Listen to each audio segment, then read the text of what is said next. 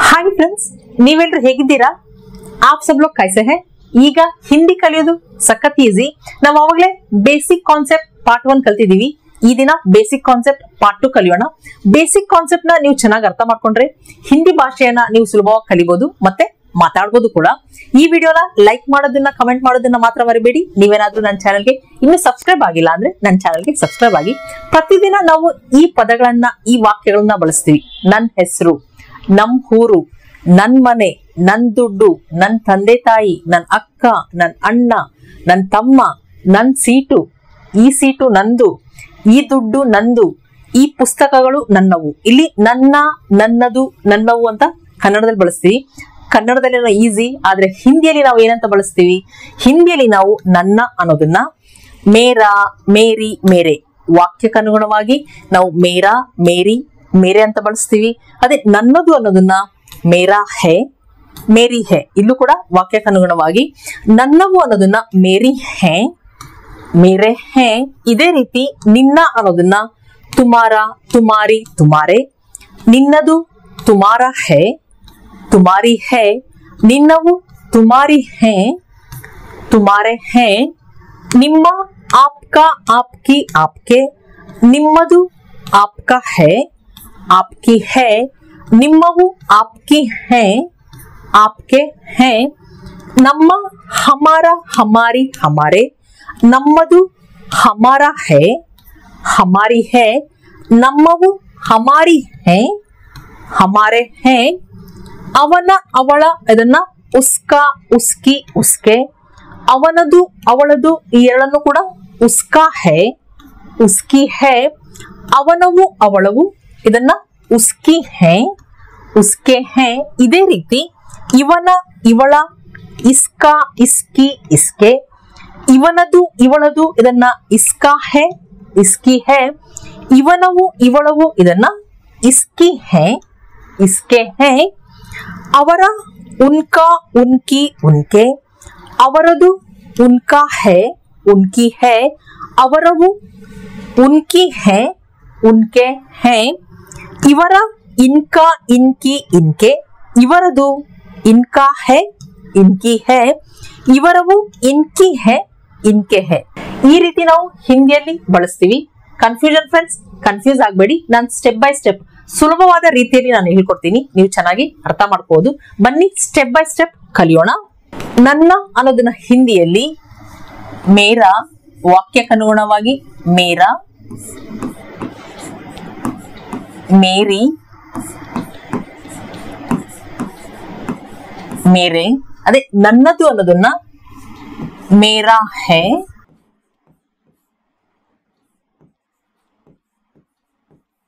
ಮೇರಿ ಹೇ. ಇಲ್ಲಿ ಹೇ ಅಂತ ಹೇಳ್ಬೇಕು. ಮೇರಾ ಹೇ, ಮೇರಿ ಹೇ. ನನ್ನವು ಅನ್ನೋದನ್ನ ಮೇರಿ ಹೇ ಅಥವಾ ಮೇರೆ ಹೇ. ಇಲ್ಲಿ ಹೇ ಅಂತ ಬಳಸ್ಬೇಕು. ಇಲ್ಲಿ ಡಾಟ್ ಬರುತ್ತೆ. ಮೇರೆ ಹೇ, ಮೇರಾ ಹೇ, ಮೇರಿ ಹೇ. ನನ್ನದು, ನನ್ನವು ಮೇರಿ ಹೇ, ಮೇರೆ ಹೇ. ಯಾವಾಗ ಮೇರಾ, ಯಾವಾಗ ಮೇರಿ, ಯಾವಾಗ ಮೇರೆ ಅಂತ ಬಳಸ್ಬೇಕು. ಕನ್ನಡ ಭಾಷೆಯಲ್ಲಿ 3 ಲಿಂಗ ಇದೆ: ಪುಲ್ಲಿಂಗ, ಸ್ತ್ರೀಲಿಂಗ, ನಪುಂಸಕಲಿಂಗ. ನಾವು ಮನುಷ್ಯರು ಪುಲ್ಲಿಂಗ ಸ್ತ್ರೀಲಿಂಗದಲ್ಲಿ, ಮಿಕ್ಕಿದೆಲ್ಲ ನಪುಂಸಕಲಿಂಗದಲ್ಲಿ. ಆದ್ರೆ ಹಿಂದಿಯಲ್ಲಿ 2 ಲಿಂಗ ಇದೆ: ಪುಲ್ಲಿಂಗ, ಸ್ತ್ರೀಲಿಂಗ. ಮನುಷ್ಯರು ಪುಲ್ಲಿಂಗ ಸ್ತ್ರೀಲಿಂಗದಲ್ಲಿ, ಮಿಕ್ಕಿದ್ದೆಲ್ಲ ಅಂದ್ರೆ ನಾವು ನಪುಂಸಕಲಿಂಗ ಅಂತ ಕನ್ನಡ ಭಾಷೆಯಲ್ಲಿ ಹೇಳ್ತೀವೋ ಇವೆಲ್ಲವೂ ಕೂಡ ಹಿಂದಿಯಲ್ಲಿ ಪುಲ್ಲಿಂಗ ಸ್ತ್ರೀಲಿಂಗದಲ್ಲಿ ಬರ್ತವೆ. ಇದನ್ನ ನೀವು ಜ್ಞಾಪಕ. ಹಿಂದಿಯಲ್ಲಿ 2 ಲಿಂಗ, ಮನುಷ್ಯರು ಪುಲ್ಲಿಂಗ ಸ್ತ್ರೀಲಿಂಗದಲ್ಲಿ. ನಾವು ಕನ್ನಡ ಭಾಷೆಯಲ್ಲಿ ಏನೇನ್ ನಪುಂಸಕ ಲಿಂಗ ಅಂತ ಹೇಳ್ತೀವೋ ಇವೆಲ್ಲವೂ ಕೂಡ ಹಿಂದಿಯಲ್ಲಿ ಪುಲ್ಲಿಂಗ ಸ್ತ್ರೀಲಿಂಗದಲ್ಲಿ ಬರ್ತವೆ. ಇದನ್ನ ನೀವು ಜ್ಞಾಪಕ. ಯಾವಾಗ ಮೇರ, ನನ್ನ ಅನ್ನೋದನ್ನ ಮೇರ ಅಂತ ಬಳಸ್ತೀವಿ. ನಾವು ಯಾವ ವ್ಯಕ್ತಿ, ವಸ್ತು, ವಿಷಯದ ಬಗ್ಗೆ ಮಾತಾಡ್ತಿದೀವೋ ಆ ವ್ಯಕ್ತಿ, ವಸ್ತು, ವಿಷಯ ಪುಲ್ಲಿಂಗ ಏಕವಚನದಲ್ಲಿದ್ದಾಗ ನಾವು ಮೇರ ಅಂತ ಬಳಸ್ತೀವಿ. ಅದೇ ಆ ವ್ಯಕ್ತಿ, ವಸ್ತು, ವಿಷಯ ಸ್ತ್ರೀಲಿಂಗ ಏಕವಚನದಲ್ಲಾಗ್ಲಿ ಅಥವಾ ಬಹುವಚನದಲ್ಲಾಗ್ಲಿ ಎರಡರಲ್ಲೂ ಕೂಡ ನಾವು ಮೇರಿ ಅಂತ ಬಳಸ್ತೀವಿ. ಇದನ್ನ ನೀವು ಜ್ಞಾಪಕ. ಮೇರ ಅನ್ನೋದು ಪುಲ್ಲಿಂಗ ಏಕವಚನ, ಮೇರಿ ಅನ್ನೋದು ಸ್ತ್ರೀಲಿಂಗ ಏಕವಚನ ಅಥವಾ ಬಹುವಚನ ಎರಡರಲ್ಲೂ ಕೂಡ ಬಳಸಬಹುದು. ಮೇರೆ ಅನ್ನೋದು ಪುಲ್ಲಿಂಗ ಬಹುವಚನದಲ್ಲಿ ಅಥವಾ ಆ ವ್ಯಕ್ತಿಗೆ ಗೌರವದಿಂದ ಮಾತಾಡ್ಬೇಕಾದ್ರೂ ಕೂಡ ನಾವು ಮೇರೆ ಅಂತ ಬಳಸ್ತೀವಿ. ಇದನ್ನ ನೀವು ಜ್ಞಾಪಕ ಇಟ್ಕೋಬೇಕು. ಇನ್ನೊಂದ್ಸಲ ರಿಪೀಟ್ ಮಾಡ್ತೀನಿ. ಮೇರಾ ಇದನ್ನ ನಾವು ಯಾವ ವ್ಯಕ್ತಿ ವಸ್ತು ವಿಷಯದ ಬಗ್ಗೆ ಮಾತಾಡ್ತಿದೀವೋ ಆ ವ್ಯಕ್ತಿ ವಸ್ತು ವಿಷಯ ಪುಲ್ಲಿಂಗ ಏಕವಚನದಲ್ಲಿ ಇದ್ದಾಗ ನಾವು ಮೇರಾ ಅಂತ ಬಳಸ್ತೀವಿ. ಸ್ತ್ರೀಲಿಂಗ ಏಕವಚನದಲ್ಲಿ ಅಥವಾ ಬಹುವಚನದಲ್ಲಿ ಇದ್ದಾಗ ನಾವು ಮೇರಿ, ಅಂದ್ರೆ ಏಕವಚನ ಬಹುವಚನ ಎರಡರಲ್ಲೂ ಕೂಡ ಸ್ತ್ರೀಲಿಂಗದಲ್ಲಿ ಬಳಸ್ತೀವಿ. ಇದನ್ನ ಪುಲ್ಲಿಂಗ ಬಹುವಚನದಲ್ಲಿ ಬಳಸ್ತೀವಿ. ಮತ್ತೆ ಆ ವ್ಯಕ್ತಿಗೆ ಗೌರವದಿಂದ ಹೇಳ್ಬೇಕಾದ್ರೂ ಕೂಡ ನಾವು ಮೇರಿ ಅಂತ ಬಳಸ್ತೀವಿ. ಉದಾಹರಣೆಗೆ ನನ್ನ ಹೆಸರು ಅಂತ ಹೇಳ್ಬೇಕಾದ್ರೆ ಹೆಸರು, ಇದನ್ನ ಹಿಂದಿಯಲ್ಲಿ ನಾಮ್ ಅನ್ನೋದು ಪುಲ್ಲಿಂಗ, ಅದಕ್ಕೆ ನನ್ನ ಹೆಸರು ಅಂದಾಗ ಮೇರಾ ನಾಮ್. ನನ್ನ ಮನೆ ಮೇರಾ ಘರ್, ಇಲ್ಲಿ ಘರ್ ಅನ್ನೋದು ಪುಲ್ಲಿಂಗ, ಅದಕ್ಕೆ ನನ್ನ ಮನೆ ಮೇರಾ ಘರ್. ನನ್ನ ದುಡ್ಡು ಅಂತ ಹೇಳ್ಬೇಕಾದ್ರೆ ದುಡ್ಡು ಹಿಂದಿಯಲ್ಲಿ ಪೈಸಾ ಏಕವಚನದಲ್ಲಿ ಹೇಳ್ತೀವಿ, ಅದೇ ಪೈಸೆ ಬಹುವಚನದಲ್ಲಿ ಹೇಳ್ತೀವಿ. ಪೈಸೆ ಅನ್ನೋದು ಬಹುವಚನದಲ್ಲಿ, ಇಲ್ಲಿ ನನ್ನ ದುಡ್ಡು ಅಂತ ಏಕವಚನದಲ್ಲಿ ಹೇಳ್ಬೇಕಾದ್ರೆ ಮೇರಾ ಪೈಸಾ, ಇದನ್ನ ಮೇರಾ ಪೈಸಾ ಅಂತ ಬಳಸ್ತೀವಿ. ನನ್ನ ತಮ್ಮ ಅಂತ ಹೇಳ್ಬೇಕಾದ್ರೆ ತಮ್ಮ ಏಕವಚನದಲ್ಲಿ ಹೇಳ್ತೀವಿ, ಆಗ ಇಲ್ಲಿ ಮೇರಾ ಛೋಟಾ ಭಾಯಿ.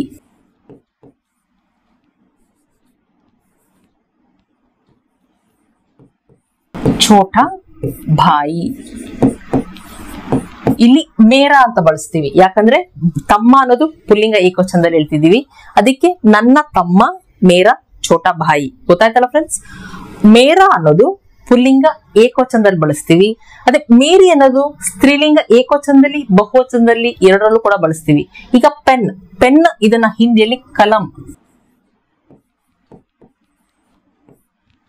ನನ್ನ ಪೆನ್ ಮೇರಿ ಕಲಂ. ಪೆನ್ ಕಲಂ ಅಂತ ಹಿಂದಿಯಲ್ಲಿ ಹೇಳ್ತಾರೆ, ನನ್ನ ಪೆನ್ ಮೇರಿ ಕಲಂ. ನನ್ನ ಪುಸ್ತಕ ಅಂತ ಹೇಳ್ಬೇಕಾದ್ರೆ ಪುಸ್ತಕ ಕಿತಾಬ್ ಹಿಂದಿಯಲ್ಲಿ, ನನ್ನ ಪುಸ್ತಕ ಮೇರಿ ಕಿತಾಬ್. ನನ್ನ ಪೆನ್ನುಗಳು ಅಂತ ಹೇಳ್ಬೇಕಾದ್ರೆ ಇಲ್ಲಿ ಬಹುವಚನದಲ್ಲಿ ಕಲಮೆ ಅಂತ ಬಳಸ್ತೀವಿ, ಕಲಮೆ, ಇಲ್ಲಿ ಡಾಟ್ ಬರಬೇಕು. ಅದನ್ನೇ ಪುಸ್ತಕಗಳು ಕಿತಾಬೆ, ಇಲ್ಲೂ ಕೂಡ ಡಾಟ್ ಬರಬೇಕು. ನನ್ನ ಪುಸ್ತಕಗಳು ಅಂತ ಹೇಳ್ಬೇಕಾದ್ರೆ ಮೇರಿ ಕಿತಾಬೆ, ನನ್ನ ಪೆನ್ನುಗಳು ಮೇರಿ ಕಲಮೆ ಅಂತ ಬಳಸ್ತೀವಿ. ಇದನ್ನ ನೀವು ಜ್ಞಾಪಕ ಇಟ್ಕೋಬೇಕು. ಅದೇ ನನ್ ಸೀಟು ಅಂತ ಹೇಳ್ಬೇಕಾದ್ರೆ ಸೀಟ್ ಕೂಡ ಸ್ತ್ರೀಲಿಂಗ, ಅದಕ್ಕೆ ನನ್ ಸೀಟು ಅನ್ನೋದನ್ನ ಮೇರಿ ಸೀಟ್. ನನ್ನ ಕಾರು ಮೇರಿ ಕಾರ್, ಕಾರ್ ಅನ್ನೋದು ಸ್ತ್ರೀಲಿಂಗ, ಅದಕ್ಕೆ ಇಲ್ಲಿ ಮೇರಿ ಅಂತ ಬಳಸ್ತೀವಿ. ನನ್ನ ಕಾರುಗಳು ಅಂತ ಹೇಳ್ಬೇಕಾದ್ರೆ ಮೇರಿ ಕಾರೆ, ಇಲ್ಲೂ ಕೂಡ ಮೇರಿ ಅಂತ ಬಳಸ್ತೀವಿ. ಕಾರೆ ನಾವು ಬಹುವಚನದಲ್ಲಿ ಬಳಸ್ತೀವಿ. ನನ್ನ ಕಾರುಗಳು ಮೇರಿ ಕಾರೆ. ನನ್ನ ತಂಗಿ ಅಂತ ಹೇಳ್ಬೇಕಾದ್ರೆ ಮೇರಿ ಛೋಟಿ ಬಹನ್, ಛೋಟಿ ಬಹನ್. ತಂಗಿ ಏಕವಚನದಲ್ಲಿ ಹೇಳ್ತಿದೀವಿ, ಅದಕ್ಕೆ ನನ್ನ ತಂಗಿ ಮೇರಿ ಛೋಟಿ ಬಹನ್. ನನ್ನ ಅಕ್ಕ ಅಂತ ಹೇಳ್ಬೇಕಾದ್ರೆ ಅಕ್ಕನ ಬಡಿ ಬಹನ್, ನೀವು ದೀದಿ ಅಂತಾನು ಹೇಳ್ಬೋದು, ಬಡಿ ಬಹನ್ ಅಂತಾನು ಹೇಳ್ಬೋದು. ಇಲ್ಲೂ ಕೂಡ ನನ್ನ ಅಕ್ಕ ಅನ್ನೋದನ್ನ ಮೇರಿ ಬಡಿ ಬಹನ್ ಅಂತ ಬಳಸ್ತೀವಿ, ಯಾಕಂದ್ರೆ ಸ್ತ್ರೀಲಿಂಗದಲ್ಲಿ ಹೇಳ್ತಿದೀವಿ. ಅದಕ್ಕೆ ಸ್ತ್ರೀಲಿಂಗದಲ್ಲಿ ಹೇಳ್ಬೇಕಾದ್ರೆ ನಾವು ಇಲ್ಲಿ ಮೇರಿ ಅಂತ ಬಳಸ್ತೀವಿ. ಏಕವಚನದಲ್ಲಾಗ್ಲಿ ಬಹುವಚನದಲ್ಲಾಗ್ಲಿ ಎರಡರಲ್ಲೂ ಕೂಡ ನಾವು ಮೇರಿ ಅಂತ ಬಳಸ್ತೀವಿ. ಮೇರೆ ಅನ್ನೋದು ಪುಲ್ಲಿಂಗ ಬಹುವಚನದಲ್ಲಿ. ಈಗ ನನ್ನ ದುಡ್ಡು ಬಹುವಚನದಲ್ಲಿ ಇರ್ಬೇಕಾದ್ರೆ ಹಿಂದಿಯಲ್ಲಿ ಮೇರೆ ಪೈಸೆ, ಇಲ್ಲಿ ಮೇರೆ ಪೈಸೆ ಅಂತ ಬಳಸ್ತೀವಿ. ಮೇರೆ ಪೈಸೆ ನಾವು ಕನ್ನಡದಲ್ಲಿ ಏಕವಚನದಲ್ಲಿ ಹೇಳ್ತೀವಿ ನನ್ನ ದುಡ್ಡು, ಆದ್ರೆ ಹಿಂದಿಲಿ ಹೇಳ್ಬೇಕಾದ್ರೆ ಮೇರೆ ಪೈಸೆ ಅಂತ ಬಳಸ್ತೀವಿ. ಅದೇ ನನ್ನ ತಂದೆ ತಾಯಿ ಅಂತ ಹೇಳ್ಬೇಕಾದ್ರೆ ಮೇರೆ ಮಾತಾ ಪಿತಾ, ಇಲ್ಲಿ ಮೇರೆ ಮಾತಾ ಪಿತಾ, ಮಾತಾ ಪಿತಾ, ಇಲ್ಲಿ ಮೇರೆ ಅಂತ ಬಳಸ್ತೀವಿ. ಯಾಕೆ ಹೇಳಿ? ಮಾತಾ ಪಿತಾ ಅಂತ ನಾವು ಗೌರವದಿಂದ ಹೇಳ್ತಿದೀವಿ, ಅದಕ್ಕೆ ಮೇರೆ ಮಾತಾ ಪಿತಾ. ನನ್ನ ತಂದೆ ತಾಯಿ, ತಂದೆ ಪಿತಾ, ತಾಯಿ ಮಾತಾ. ನನ್ನ ತಂದೆ ತಾಯಿ ಮೇರೆ ಮಾತಾ ಪಿತಾ. ಇಲ್ಲಿ ಮೇರೆ ಅನ್ನೋದನ್ನ ನಾವು ಗೌರವದಿಂದ ಹೇಳ್ಬೇಕಾದ್ರೆ ಬಳಸ್ತೀವಿ. ಮೇರೆ ಅನ್ನೋದು ಪುಲ್ಲಿಂಗ ಬಹುವಚನದಲ್ಲೂ ಬಳಸ್ತೀವಿ, ಮತ್ತೆ ಗೌರವದಿಂದ ಹೇಳ್ಬೇಕಾದ್ರೂ ಕೂಡ ಬಳಸ್ತೀವಿ. ಇದನ್ನ ನೀವು ಜ್ಞಾಪಕ ಇಟ್ಕೋಬೇಕು. ನನ್ನ ದುಡ್ಡು ಬಹುವಚನದಲ್ಲಿ ಮೇರೆ ಪೈಸೆ, ನನ್ನ ತಂದೆ ತಾಯಿ ಮೇರೆ ಮಾತಾ ಪಿತಾ ಅಂತ ಬಳಸ್ತೀವಿ. ಅದೇ ನನ್ನದು ಅಂತ ಯಾವ್ದಾದ್ರು ವಸ್ತು ಬಗ್ಗೆ ಹೇಳ್ಬೇಕಾದ್ರೆ ಮೇರಾ ಹೇ ಪುಲ್ಲಿಂಗದಲ್ಲಿ ಹೇಳ್ತೀವಿ, ಮೇರಿ ಹೇ ಸ್ತ್ರೀಲಿಂಗದಲ್ಲಿ. ಇಲ್ಲಿ ನನ್ನದು ಅಂದ್ರೆ ಏಕವಚನ, ಅದಕ್ಕೆ ಇಲ್ಲಿ ಪುಲ್ಲಿಂಗ ಏಕವಚನದಲ್ಲಿ ಮೇರಾ ಹೇ, ಇಲ್ಲಿ ಮೇರಾ ಹೇ ಅಂತ ಹೇಳ್ಬೇಕು. ಹೇ ಅನ್ನೋದು ನಾವು ಏಕವಚನದಲ್ಲಿ ಬಳಸ್ತೀವಿ. ಅದೇ ಸ್ತ್ರೀಲಿಂಗ ಏಕವಚನದಲ್ಲಿ ಹೇಳ್ಬೇಕಾದ್ರೆ ಮೇರಿ ಹೇ. ಈಗ ಸೆಲ್ ಫೋನ್ ನನ್ನದು ಅಂತ ಹೇಳ್ಬೇಕಾದ್ರೆ ಸೆಲ್ ಫೋನ್ ಮೇರಾ ಹೇ, ಸೆಲ್ ಫೋನ್ ಪುಲ್ಲಿಂಗ, ಸೆಲ್ ಫೋನ್ ಮೇರಾ ಹೇ. ಮನೆ ನನ್ನದು, ಘರ್ ಮೇರಾ ಹೇ. ಪೆನ್ನು ನನ್ನದು ಅಂತ ಹೇಳ್ಬೇಕಾದ್ರೆ ಕಲಂ ಮೇರಿ ಹೇ. ಇಲ್ಲಿ ಪೆನ್ನು ಸ್ತ್ರೀಲಿಂಗ, ಅದಕ್ಕೆ ಕಲಂ ಮೇರಿ ಹೇ.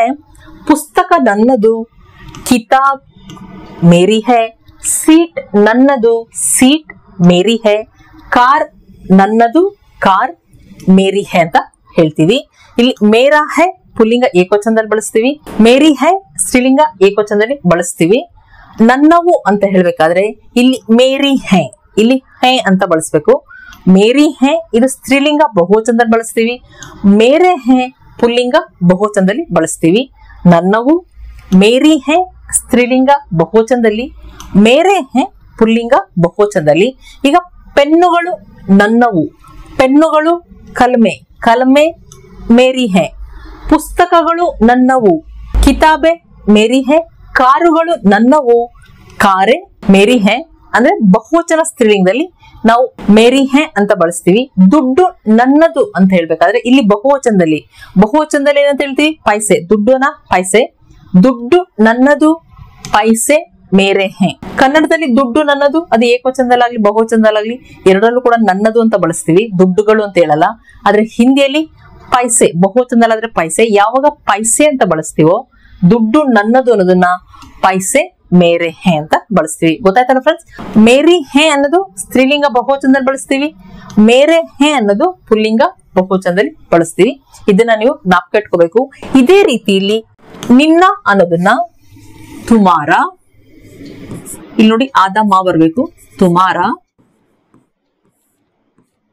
ತುಮಾರಿ, ತುಮಾರೆ.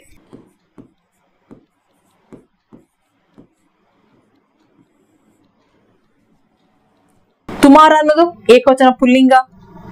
ಎಲ್ಲಿ ಮೇರಾ ಅಂತ ಬಳಸ್ತೀವೋ ಇಲ್ಲಿ ತುಮಾರ ಅಂತ ಬಳಸ್ತೀವಿ, ಎಲ್ಲಿ ಮೇರಿ ಅಂತ ಬಳಸ್ತೀವೋ ತುಮಾರಿ ಅಂತ ಬಳಸ್ತೀವಿ, ಎಲ್ಲಿ ಮೇರೆ ಅಂತ ಬಳಸ್ತೀವೋ ಇಲ್ಲಿ ತುಮಾರೆ. ನಿನ್ನ ಹೆಸರು ತುಮಾರ ನಾಮ್, ನಿನ್ನ ಪುಸ್ತಕ ತುಮಾರಿ ಕಿತಾಬ್, ನಿನ್ನ ತಂದೆ ತಾಯಿ ತುಮಾರೆ ಮಾತಾ ಪಿತಾ. ನಿನ್ನ ದುಡ್ಡು ಬಹುವಚನದಲ್ಲಿ ಹೇಳ್ಬೇಕಾದ್ರೆ ತುಮಾರೆ ಪೈಸೆ. ಅದನ್ನೇ ನಿನ್ನದು ಅಂತ ಹೇಳ್ಬೇಕಾದ್ರೆ ತುಮಾರಾ ಹೇ.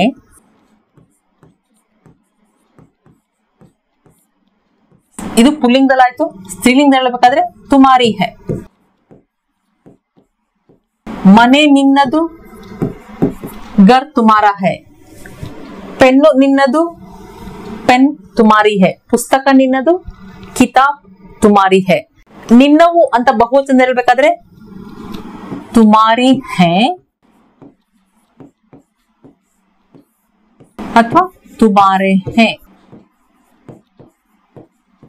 ಇಲ್ಲಿ ಹೇ ಅಂತ ಬಳಸಬೇಕು, ಹೇ, ತುಮಾರೆ ಹೇ. ಪುಸ್ತಕಗಳು ನಿನ್ನವು, ಕಿತಾಬೆ ತುಮಾರಿ ಹೇ. ದುಡ್ಡು ನಿನ್ನದು ಅಂತ ಬಹುವಚನ ಹೇಳ್ಬೇಕಾದ್ರೆ ಪೈಸೆ ತುಮಾರೆ ಹೇ ಅಂತ ಬಳಸ್ತೀವಿ. ಇದೇ ರೀತಿ ಇಲ್ಲಿ ನಿಮ್ಮ ಅನ್ನೋದನ್ನ ಆಪ್ಕಾ, ಆಪ್ಕಿ, ಆಪ್ಕೆ. ಇದನ್ನ ಪುಲ್ಲಿಂಗ ಏಕವಚನದಲ್ಲಿ, ಸ್ತ್ರೀಲಿಂಗ ಏಕವಚನ ಬಹುವಚನ ಎರಡರಲ್ಲೂ ಇದು ಪುಲ್ಲಿಂಗ ಬಹುವಚನದಲ್ಲಿ ಅಥವಾ ವ್ಯಕ್ತಿಗೆ ಗೌರವದಿಂದ ಹೇಳ್ಬೇಕಾದ್ರೆ ಬಳಸ್ತೀವಿ. ಅದೇ ನಿಮ್ಮದು ಅಂತ ಹೇಳ್ಬೇಕಾದ್ರೆ ಇಲ್ಲಿ ಆಪ್ಕಾ ಹೇ, ಇದನ್ನ ಏಕವಚನದಲ್ಲಿ ಬಳಸ್ತೀವಿ ಪುಲ್ಲಿಂಗದಲ್ಲಿ. ಅದೇ ಆಪ್ಕಿ ಹೇ ಇದನ್ನ ಸ್ತ್ರೀಲಿಂಗ ಏಕವಚನದಲ್ಲಿ ಬಳಸ್ತೀವಿ. ಇದೇ ರೀತಿ ಈ ಉದಾಹರಣೆಗಳನ್ನ ನೀವು ಇವುಗಳಲ್ಲಿ ಅಳವಡಿಸ್ಕೋಬಹುದು. ನಿಮ್ಮವು ಅಂತ ಹೇಳ್ಬೇಕಾದ್ರೆ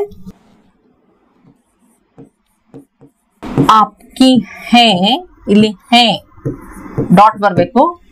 ಇದು ಸ್ತ್ರೀಲಿಂಗದಲ್ಲಾಯ್ತು. ಪುಲ್ಲಿಂಗದಲ್ಲಾದ್ರೆ ಆಪ್ಕೆ ಹೇ ಬಹುವಚನದಲ್ಲಿ. ಇದನ್ನ ನೀವು ಜ್ಞಾಪಕ ಇಟ್ಕೋಬೇಕು. ಇದೇ ರೀತಿ ನಮ್ಮ ಅನ್ನೋದನ್ನ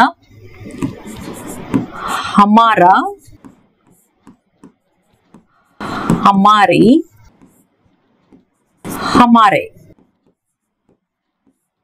ನಮ್ಮ ದೇಶ ಹಮಾರ ದೇಶ್. ಇಲ್ಲಿ ದೇಶ ಅನ್ನೋದು ಪುಲ್ಲಿಂಗ, ಅದಕ್ಕೆ ಹಮಾರ ದೇಶ್. ನಮ್ಮ ಪುಸ್ತಕ ಹಮಾರಿ ಕಿತಾಬ್. ನಮ್ಮ ತಂದೆ ತಾಯಿ ಹಮಾರೆ ಮಾತಾ ಪಿತಾ ಅಂತ ಬಳಸ್ತೀವಿ. ಅದೇ ನಮ್ಮದು ಅಂತ ಹೇಳ್ಬೇಕಾದ್ರೆ ಏಕವಚನದಲ್ಲಾದ್ರೆ ಪುಲ್ಲಿಂಗದಲ್ಲಿ ಹಮಾರ ಹೇ, ಅದೇ ಸ್ತ್ರೀಲಿಂಗದಲ್ಲಾದ್ರೆ ಇಲ್ಲಿ ಹಮಾರಿ ಹೇ. ದೇಶ ನಮ್ಮದು ಅಂತ ಹೆಮ್ಮೆಯಿಂದ ಹೇಳ್ಬೇಕಾದ್ರೆ ದೇಶ್ ಹಮಾರ ಹೈ ಅಂತ ಹೇಳ್ತೀವಿ. ಅದೇ ನಮ್ಮವು ಅಂತ ಹೇಳೋದನ್ನ ಹಮಾರಿ ಹೈ ಅಥವಾ ಹಮಾರೆ ಹೈ, ಇದನ್ನ ಬಹುವಚನದಲ್ಲಿ ಬಳಸ್ತೀವಿ. ದುಡ್ಡು ನಮ್ಮದು ಅಂತ ಬಹುವಚನದಲ್ಲಿ ಇರಬೇಕಾದ್ರೆ ಪೈಸೆ ಹಮಾರೆ ಹೈ. ಪುಸ್ತಕಗಳು ನಮ್ಮವು ಕಿತಾಬೆ ಹಮಾರಿ ಹೈ ಅಂತ ಇದು ಸ್ತ್ರೀಲಿಂಗದಲ್ಲಿ ಬಳಸ್ತೀವಿ. ಇದೇ ರೀತಿ ಅವನ ಅವಳ, ಅವನ ಹೆಸರು ಅವಳ ಹೆಸರು, ಇದನ್ನ ಎರಡರಲ್ಲೂ ಕೂಡ ಉಸ್ಕಾ ಅಂತ ಬಳಸ್ತೀವಿ. ಉಸ್ಕಾ ನಾಮ್. ಅವನ ಪುಸ್ತಕ ಯಾ ಅವಳ ಪುಸ್ತಕ ಉಸ್ಕಿ ಕಿತಾಬ್ ಅಥವಾ ಉಸ್ಕಿ ಪೆನ್. ಅವಳ ತಂದೆ ತಾಯಿ ಅಥವಾ ಅವನ ತಂದೆ ತಾಯಿ ಇರ್ಬೇಕಾದ್ರೆ ಉಸ್ಕೆ ಮಾತಾ ಪಿತಾ ಅಂತ ಬಳಸ್ತೀವಿ. ಅವನದು ಅವಳದು ಅದನ್ನ ಉಸ್ಕಾ ಹೈ ಪುಲ್ಲಿಂಗದಲ್ಲಿ ಬಳಸ್ತೀವಿ. ಉಸ್ಕಿ ಹೈ ಸ್ತ್ರೀಲಿಂಗದಲ್ಲಿ, ಇಲ್ಲಿ ಹೇ ಅಂತ ಹೇಳ್ಬೇಕು. ದುಡ್ಡು ಅವನದು ಅಥವಾ ಅವಳದು ಅಂದಾಗ ಪೈಸಾ ಉಸ್ಕಾ ಹೈ. ಪೈಸಾ ಏಕವಚನದಲ್ಲಿ ಪೈಸಾ ಉಸ್ಕಾ ಹೈ. ಸೀಟ್ ಅವನದು ಅಥವಾ ಸೀಟ್ ಅವಳದು ಅಂತ ಹೇಳ್ಬೇಕಾದ್ರೆ ಸೀಟ್ ಉಸ್ಕಿ ಹೈ. ಯಾಕಂದ್ರೆ ಸೀಟ್ ಅನ್ನೋದು ಸ್ತ್ರೀಲಿಂಗ. ಏಕವಚನದಲ್ಲಿ ಸೀಟ್ ಅವನದು ಅಥವಾ ಅವಳದು ಅನ್ನೋದನ್ನ ಸೀಟ್ ಉಸ್ಕಿ ಹೈ ಅಂತ ಬಳಸ್ತೀವಿ. ಅದೇ ಅವನವು ಅವಳವು ಅಂತ ಹೇಳ್ಬೇಕಾದ್ರೆ ಉಸ್ಕಿ ಹೈ ಅಥವಾ ಉಸ್ಕೆ ಹೈ. ಇಲ್ಲಿ ಹೈ ಅಂತ ಬಳಸಬೇಕು. ಹೈ ಇದು ಸ್ತ್ರೀಲಿಂಗ ಬಹುವಚನದಲ್ಲಿ, ಪುಲ್ಲಿಂಗ ಬಹುವಚನದಲ್ಲಿ ಬಳಸ್ತೀವಿ. ಇದೇ ರೀತಿ ಇವನ ಇವಳ ಅನ್ನೋದನ್ನ ಇಲ್ಲಿ ಅವನ ಅವಳ ಉಸ್ಕಾ ಉಸ್ಕಿ ಉಸ್ಕೆ, ಇಲ್ಲಿ ಇಸ್ಕಾ ಇಸ್ಕಿ ಇಸ್ಕೆ. ಅದೇ ಇವನದು ಇವಳದು ಅನ್ನೋದನ್ನ ಇಸ್ಕಾ ಹೈ,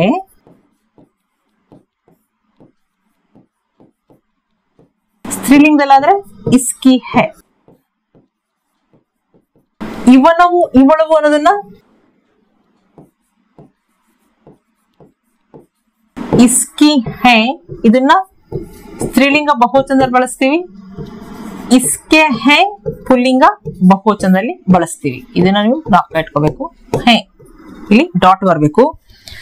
ಅವರ ಅನ್ನೋದನ್ನ ಉನ್ಕಾ, ಅವರ ಹೆಸರು ಉನ್ಕಾ ನಾಮ್. ಅವರ ಪುಸ್ತಕ ಉನ್ಕಿ ಕಿತಾಬ್. ಅವರ ಕಾರು ಉನ್ಕಿ ಕಾರ್. ಅವರ ತಂದೆ ತಾಯಿ ಉನ್ಕೆ ಮಾತಾ ಪಿತಾ ಅಂತ ಬಳಸ್ತೀವಿ. ಇದೇ ರೀತಿ ಇವರ ಅನ್ನೋದನ್ನ ಇನ್ಕಾ, ಇವರ ಹೆಸರು ಇನ್ಕಾ ನಾಮ್. ಇವರ ಕಾರ್ ಇನ್ಕಿ ಕಾರ್.